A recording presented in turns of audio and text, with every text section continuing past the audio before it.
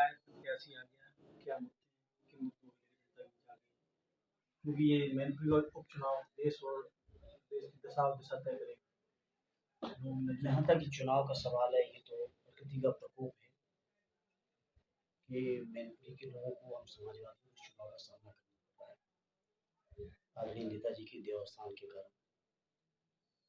और जब ये चुनाव हो ही रहा है तो मुझे उम्मीद है, पूरा यकीन भी है कि मैनपुरी के लोग बहुत ऐतिहासिक तौर पर इस चुनाव आदरणीय डिम्पल जी को जिताएंगे।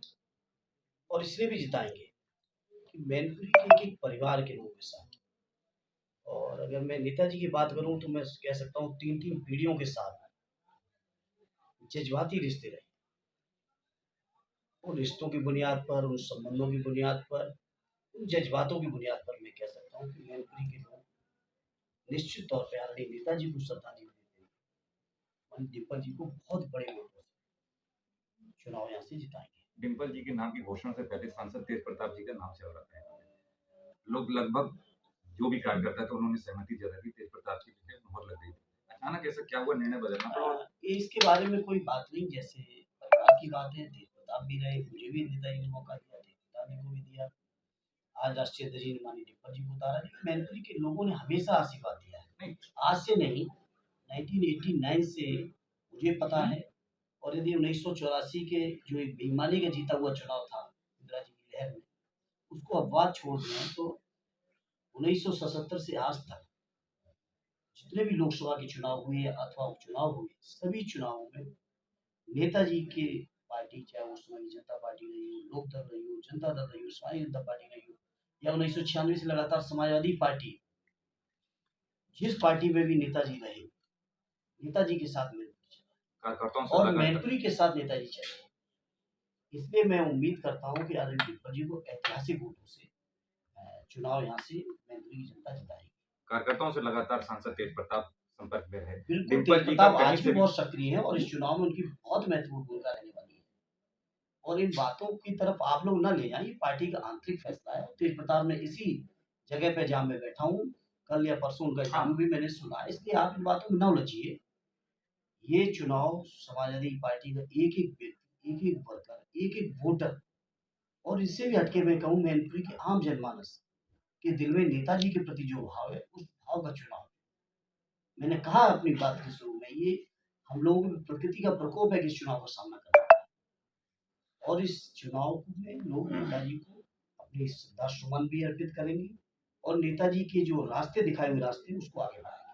बीजेपी कहती है मैनपुरी के आसपास जगह जो समाजवादी पार्टी के गढ़ पाए जाते वो सब गढ़ जो ढा गया।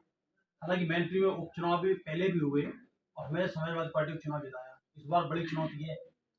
देखिए, जो भी है, मैनपुरी की जनता ने हमेशा, चाहे छोटी हो या बड़ी हो या किसी भी तरह की चुनौती, हमेशा उन चुनौतियों को जनता ने, यहाँ के लोगों ने न केवल स्वीकार किया बल्कि उस हर चुनौती में समाजवादियों के सम्मान को बढ़ाया।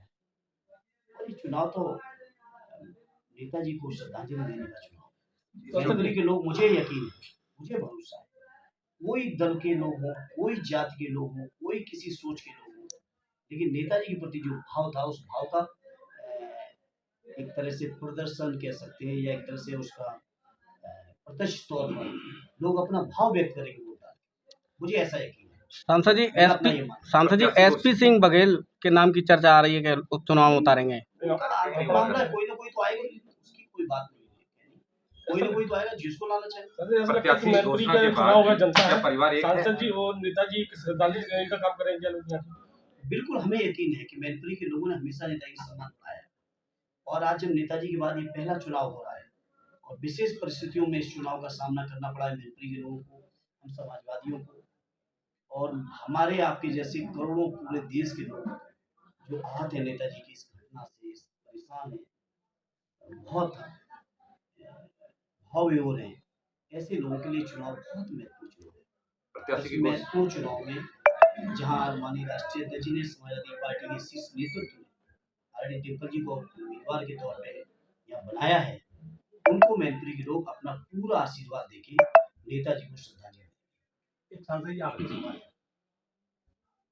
सूत्रों से कमाने या काफी लोग विश्वसनीय सूत्र जो है उसके हिसाब से माने तो पर्चा भले ही डिम्पल यादव के नाम से खरीदा गया हो, ये समाजवादी पार्टी का नाम, लेकिन नामांकन करने के लिए कोई और आएगा, ये सुनने में आ रहा है।